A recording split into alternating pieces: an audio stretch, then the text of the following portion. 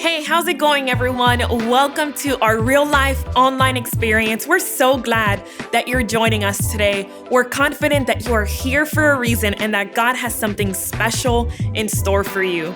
If you've got friends or family who you know need to connect to God today, don't forget to hit that share button and invite them to join in. And of course, be sure to subscribe and hit that thumbs up button if you're happy to be here today. It's about time to get started, so thanks again for joining us, and let's get ready for what God has in store.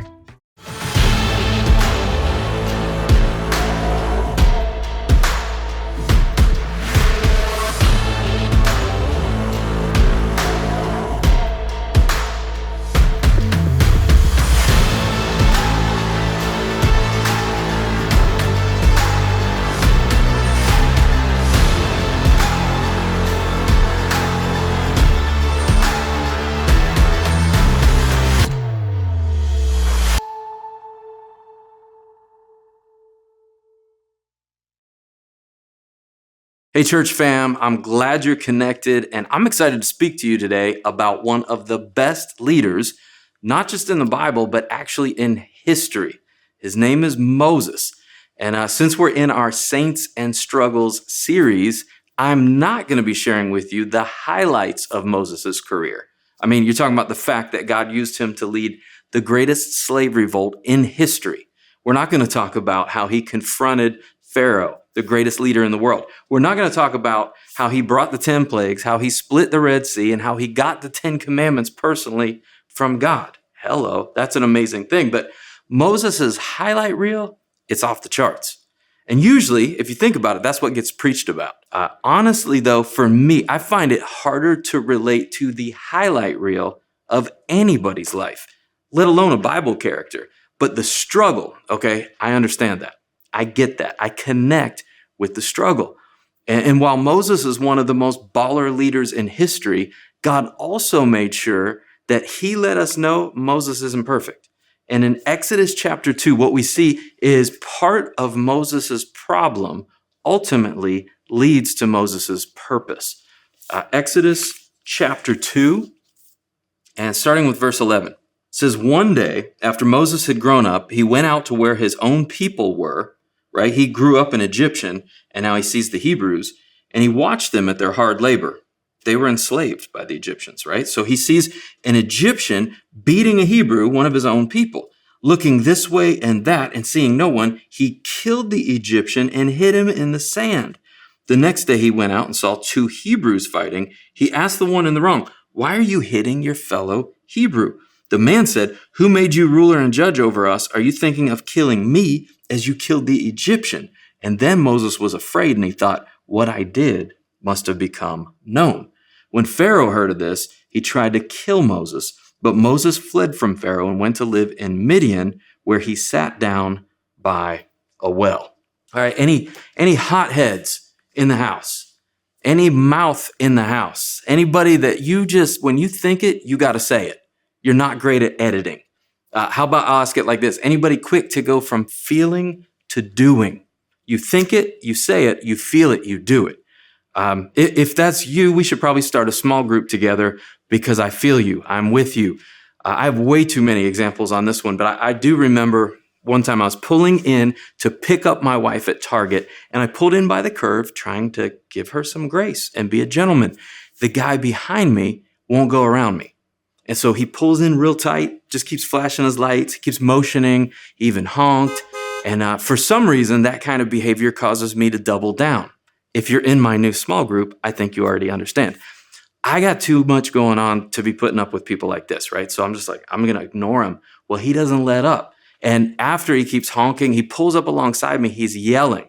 I got my window up. I just act like I can't hear him. But I can feel my anger building. Right? There's that moment where you physically feel that you're getting mad. And so I see him park and I watch him. He's walking into Target. And as he's almost into the store, for some reason, I decide I should talk to this guy.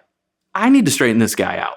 I need to give this guy a piece of my mind. So sure enough, I pull up, slide down the window. He's almost in the building and I yell, "Hey!"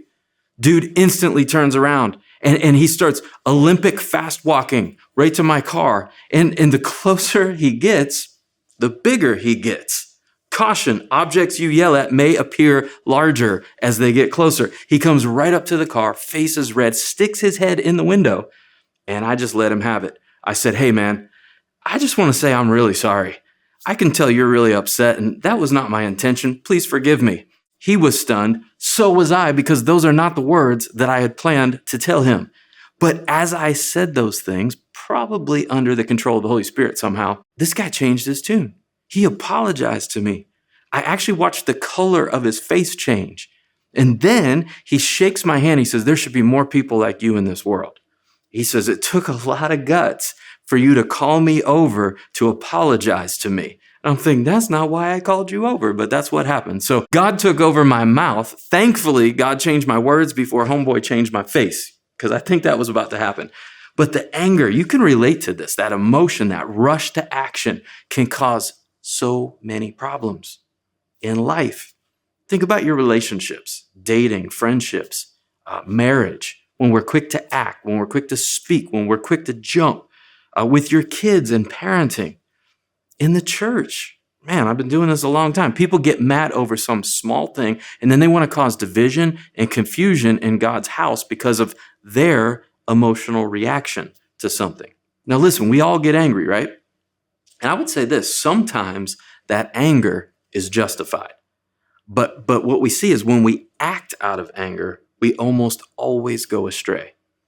The way God says it in James chapter 1 and verse 19, 20, he says, be slow to become angry, because human anger does not produce the righteousness that God desires. When we act in anger, we usually go astray. It's true for us. It was true for Moses. Moses was a hothead. We see it. He's led by his emotions, and he does something he should have never done. He kills a man in cold blood. It says he looks left and right first. That's how you know you're about to do something you shouldn't. When you look both ways before you do it, if you're not crossing the street, you're probably committing a sin. But he kills a man in cold blood, buries him in the sand to cover his tracks. But okay, think about this though. Why did he do it? Why did he do it? What's he growing up in?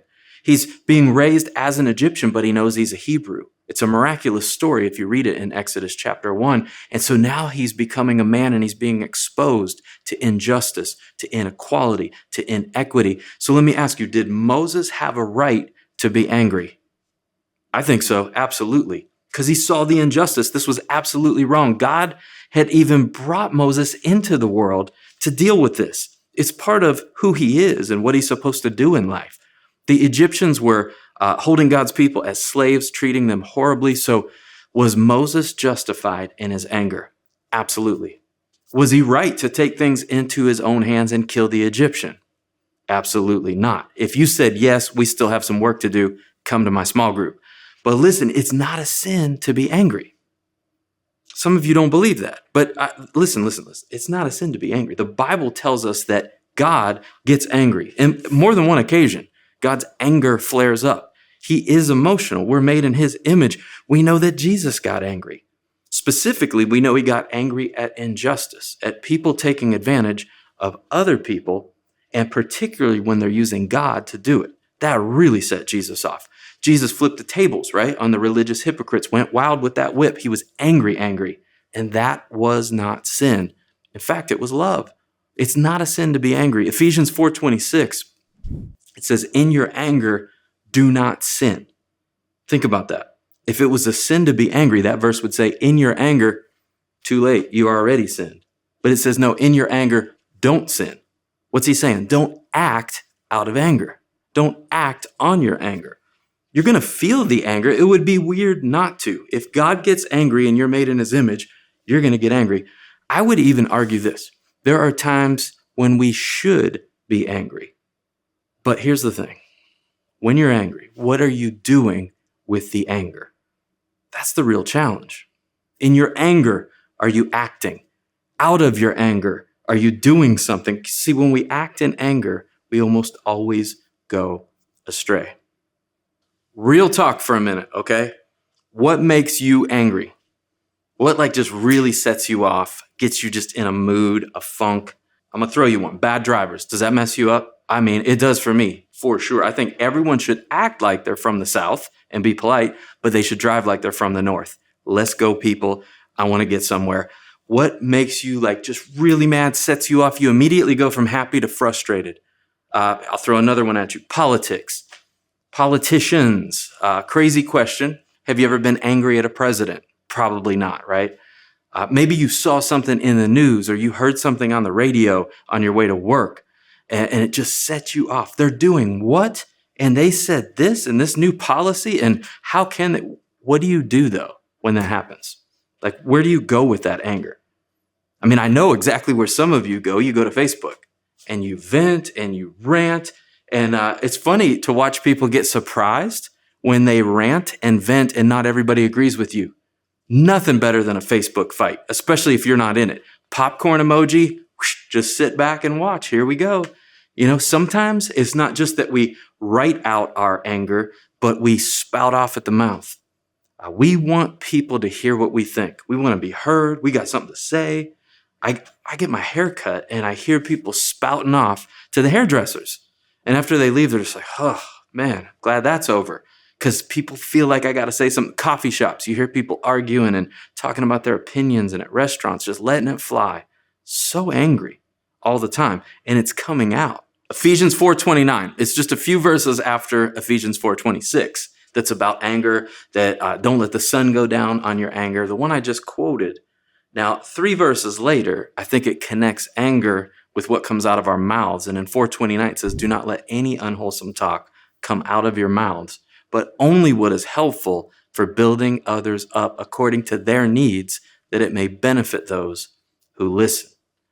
Man, if we practice that rule on Facebook, social media, when we're talking to our friends, but in your anger, do you violate God's heart? Sometimes it's not just that we want to vent in what we say, but we take even more physical action. We want to picket and protest and riot and occupy everything. And the church gets involved with this, and we become known for what we're against more than what we're for, Jesus and the gospel. And again, while oftentimes I think we have a right to be angry, so many times we're not right in what we do with that anger. And when we act out of anger, we go astray. So, what about all the injustice? Just like Moses, and he sees this and it's wrong. What about the inequity and inequality? We need to do something about it, right? Absolutely. But whatever we do, it needs to be rooted in what God says, not just how we feel. Our works should be rooted in God's word. Because if we're ever going to get God's will here on earth, right? Your kingdom come, your will be done on earth as it is in heaven. If we're going to get God's will here on earth, it's going to happen because we're doing things God's way. God's will comes from doing things God's way. Our anger, we know already, he said that doesn't bring about the righteousness that I desire. What that does is it adds fuel to the fire. That's why God already told us justice, vengeance, it's mine. I will repay. He specifically says, do not repay evil with evil, overcome evil with good. I remember one time I had a pastor here at the church that was absolutely against and out to get one of the other pastors at the church. I know you can't imagine there's drama in churches, but at one time there was here. So this one pastor, he comes to me and he tells me that God told him and gave him a dream that in this dream, the other pastor would be exposed and he would be a terrible person and he'd be asked to leave. And I just want to say this. I believe in dreams and visions and prophetic revelation from God. That's real for sure. And it can really be a blessing. But here's what I know. If God says something's going to happen, it's going to happen. You don't have to make it happen. And in fact, you can't stop it from happening if God says it's going to happen. But what this pastor wanted me and he wanted us to do is to undermine and expose this other pastor, dig up some dirt, come against him. And here's what I told him very boldly. I said, if you want God's will, which it sounds like you do, then you need to do things God's way. God is not going to bless a path that goes against his word. If you want God's will, you got to do it his way. So you're not going to gossip because God already said not to. You're not going to undermine. You're not going to tear somebody down. You're not going to cause division in God's own home. You're not going to destroy someone else's reputation or go behind someone else's back. If you believe, this is what I told him, if you believe that dream was from God, then you should be telling him, not me. Because that's a prophecy. Now you're a prophet and you get to put on those prophet pants and go tell somebody what God is saying to them. But if you don't have that courage, then you really shouldn't be speaking. And here's the other side. If you believe that someone in your life is sinning or in error, confront them. Don't talk to someone else about them. Talk to them. Jesus says, if you have a problem with somebody, go to that somebody. It's Matthew 18. See, that's God's way. And we're not going to get God's will by doing things our way. We get God's will when we're committed to obeying God's word and doing things God's way. Here's what I want to ask you one more time. What are you doing with that anger? Do we hurt each other? Yeah. Do we offend each other? Sure. Do we make each other mad sometimes? Yes. What are you doing with that anger? Where are you going with that anger? Where are you directing that anger? Jesus said, out of the overflow of the heart, the mouth is going to speak. I know some of you are destroying relationships because of unchecked anger. Like Moses, you would never kill somebody because of your anger, but Jesus says if you've harbored hate in your heart, that you're just as guilty as if you murdered them. A lot of times the ones we hurt, they're not even the ones we're angry at. In our anger, when we hold on to our anger, when we let the sun go down on our anger, we end up hurting all the wrong people. And ultimately, we end up hurting ourselves, sabotaging our own lives. That happened to Moses. Moses' anger, him acting out of anger caused a chain reaction of major events in his life. He now had to flee from Pharaoh. He had to run for his life. He actually lost the respect of his own people, the ones that God was calling him to lead. See, Moses taking things into his own hands instead of trusting God potentially delayed God's plan for decades. Because the truth is, I believe God put that sense of justice in Moses. He called Moses to free those slaves, to free his people. But Moses couldn't free anybody until he was free himself. That's true for you and me as well. You can't lead people somewhere you aren't. You can't give people what you don't have. And God had called Moses to free his people, but Moses wasn't free yet. Moses wasn't submitted yet. Moses wasn't surrendered yet. Guess what it took him to get there? 40 years. Seriously, he has to run and flee in Midian for 40 years as a shepherd living in the country. God had to take him out of the game to get him ready for the game. Some of you, listen, God may need to get you out of the trauma and away from the triggers and into some therapy. Get you some rest, get you some help, reset you. And not because he's done with you, but because he's just getting started and there's so much more he wants to do with you. God doesn't need you overreacting to things. He needs you rested and ready. And I know God's done this several times for me in my life. And there's these moments where I feel like he's calling me to leap forward. I'm ready to run. All of a sudden I'm sitting on the bench. My sabbatical last year was like that. And God knew I wasn't ready to lead a revival until I was revived myself. I can't give what I don't have. For me, I know I needed some healing. I needed some rest. I needed some counseling. I'm throwing it out there. Here's what I believe. We all need counseling at some point in some area. And counseling gets a bad rap by some people, even in the church. I think almost sometimes, especially in the church. It's like, well, if I go to church, if I follow Jesus, I should never need therapy or counselors. And the truth is, here's what I found. The people who say they don't need counseling usually need it the most. I talk to actually my alpha male friends. Okay. I'm going to throw you guys all under the bus. I love you and I enjoy hanging out with you. But I talked to one of my friends recently about counseling. He was like, what are you talking about? I'm not that bad. I was like, bro, why do you have this hang up? You think counseling is giving up. I'm like, counseling isn't giving up. It's getting better. Don't you want to get better? Well, I don't need counseling. They do. I think the truth is all of us need a timeout at some point. All of us need a better perspective. Moses did. He was too close to it. That could be your situation. You might be just too impacted and affected by what's happening around you. You're getting too emotional. You're not just reacting, you're overreacting. You're acting out of anger and you need help, and that's okay. It's okay to need help. It's not okay to not get it when you need it and it's available. I would say this, getting help, that's part of the commitment to discipleship. Being a disciple is being a learner, a student. When I sign up with Jesus, I'm saying, hey, I'm not there yet, but I'll follow you. When we become Christ followers, I'm saying, listen, I'm a sinner in need of a savior. I have a long way to go. Show me. And so, okay, speaking of counseling, I'll just tell you something I've learned in counseling, specifically about anger. This one's interesting. Anger is never alone. Anger is never alone. It's a symptom that something's wrong, but it's actually not the cause. Think about that for a minute. In counseling, what they call this is that anger is a secondary emotion. That means something else is driving it. And it's almost always one of two things. It's either fear or hurt. If we want to be free from the anger, what I have to do is address the underlying emotion, the root cause. Fear or hurt. What are you afraid of? It's not what are you angry about, but what are you fearing that God is saying, fear not because I'm with you. I'm in control of this. Maybe it's hurt. What hurt are you holding on to that God is saying, cast that hurt on me because I care about you? Where are you afraid? Where are you hurting? That's where your anger is coming from. If you get in touch with that, if you own that, if you bring that to Jesus, the hurt, the fear, so much can happen. But you know what I think? I think anger is usually a cover-up. Anger is a cover-up to make me look strong when I'm actually weak. Truthfully, anger is total weakness. It's a sign that I'm not in control, that I'm not okay, that I feel out of control. But anger feels strong, right? It feels better to say, I'm so mad, than to say, my feelings are hurt. I've had to say that before, and that does not sound strong. But the truth is, it takes so much strength to admit that and confess that. It feels powerful to say, I'm just so sick of this. It feels way better than to say, I'm just afraid that this isn't going to get better or this isn't going to end well.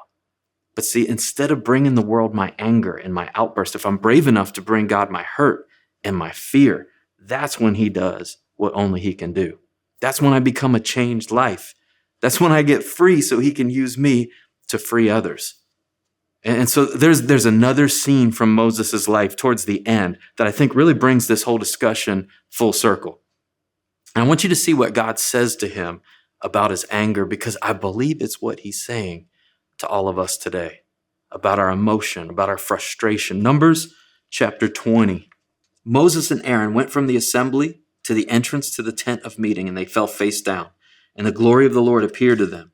The Lord said to Moses, take the staff, and you and your brother Aaron gather the assembly together. Speak to that rock before their eyes, and it will pour out its water.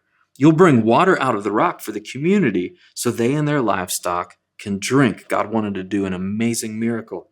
So Moses took the staff from the Lord's presence, just as he had commanded him. He and Aaron gathered the assembly together in front of the rock, and Moses said to them, listen, you rebels. Must we bring you water out of this rock?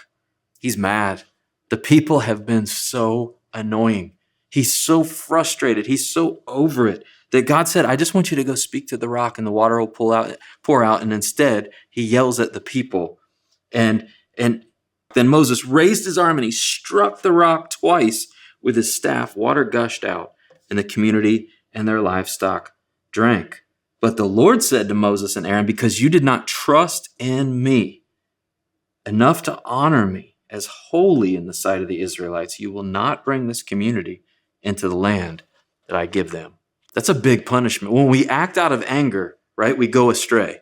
Moses' anger cost him access to the promised land. Now, he got to lead God's people out of Egypt. He didn't get to lead them into the new land. See, there's damage when we don't manage our emotions. There's cost when we're out of control emotionally. And I think we can all relate to what Moses was feeling, that feeling of trying to lead people and they're not with you, trying to share truth and the people aren't listening. But what God tells Moses is your frustration is actually a function of your faith. He says, you got angry, Moses, because you didn't trust me. And you're going to miss out on the promised land, not because of the angry outburst, but because of the lack of faith that caused it. God connects faith and frustration. Faith and frustration go together. Frustration is a function of our faith. High frustration, what does that mean? Low faith. I don't trust God. I don't believe God. When we have high faith, we have low frustration because we know God's in control, so I don't have to be. High faith equals low frustration because I know that even this thing I'm dealing with right now, that's part of the plan. It's all going to work out for my good and for his glory. You know, I'm not called to play God. I'm called to trust God. There's a big difference. That reminds me, one of my favorite preachers recently retired. Now, he's as old school as they come, and I always loved him for it, especially in this generation, because like almost nobody preaches this way anymore. But Charles Stanley, I don't know if you've seen him on TV. He preaches to millions every week through radio, TV, internet, recently retired. But I remember watching him so many different times, and I would hear him say something over and over as probably the most profound, simple, and repeated thing that I heard Charles Stanley say. But he said, obey God and leave the consequences to him. If I had to sum up Charles Stanley's ministry, I would say that's the phrase, obey God, leave the consequences to him. And that always stuck with me. And I thought, what if we did that? What if we lived like that and believed that? What if we believed that we didn't have to control other people? We just had to obey God and trust him with those people. What if we lived like it's not our job to make things or people change, but that's God's job? My job is to obey him, leave the outcome in his hands. Can you kind of feel the peace that comes just from imagining it, let alone living it? You know, our anger, our emotions, it's not really about getting our emotions under control. And that's what we usually say. Hey, you need to get your emotions under control. You need to get your anger in check. You know what happens when you tell an angry person that? They get more angry. It's so true because it's not about controlling our emotions. It's about bringing our emotions under God's control. Not controlling our emotions, but submitting our emotions to God. Hey, it's not a sin to be angry, but when we act out of that anger, when we're motivated by that anger, we almost always go astray. When we act in obedience, obedience brings blessing. When I keep my faith high and I trust God, God keeps my frustrations low. When he's in control, I don't have to be, and that's the best way to live. Obey God, leave the consequences to him. If I want God's will, and we should, all of us as believers, his will on earth as it is in heaven. If I want God's will, I have to do things God's way. What tension are you dealing with? And you need to just take it out of your hands and leave it in his hands. Remember, it's really not the anger. It's the hurt. It's the fear. What are you hurting from? Who hurt you? What's in there? What are you afraid of? Right now, God's inviting you to bring that to him, to leave that with him, to trust that he is God so you don't have to be. Obey God, leave the consequences to him. Let me pray that for us. Lord, thank you today for the plans that you have for us. Thank you for the simplicity of the life that you've called us to. And for myself and a lot of us today, as we think about the tension that we're living in, the frustration that we're living with, the anxiety that's coming because we're trying to control things that we're really not in control of. God, today help us to surrender those things. As I look at Moses just trying to live out his calling really, but in all the wrong ways, killing a man and covering up and on the run and losing the respect of other people because his emotions weren't under your control. Lord, I see where I've led the very same way. I think all of us can relate to the damage that has been caused by us not submitting our emotions to you. Pray today that you'd give us more faith, that you give us a clearer picture of who you really are so we can trust you even more. We thank you that when we have high faith, Lord, by your grace, we have low frustration because we know that you're in control. For those who are caught in a cycle of anger, maybe resentment, bitterness, frustration, I do pray that they would take the next step and get help. Lord, for those who have been hurt by people who have struggled with anger and are out of control and have made them feel that fear, Lord, I pray that they would seek help for the ones that they love. God, help us get free so that you can use us to free others. You took Moses through a long journey and he still wasn't fully there. But Lord, you used him in such a big way. And so we know that perfection isn't really the goal. But as we follow you, we begin to look more and more like Jesus. We love you and we trust you. And we thank you for the change that you're bringing into our life. In Jesus' name, amen. Hey, we hope this video had an impact on you. If it did, be sure to subscribe and click the bell icon so you always know when we drop new content. You can also find links to our website and other resources in the description area below.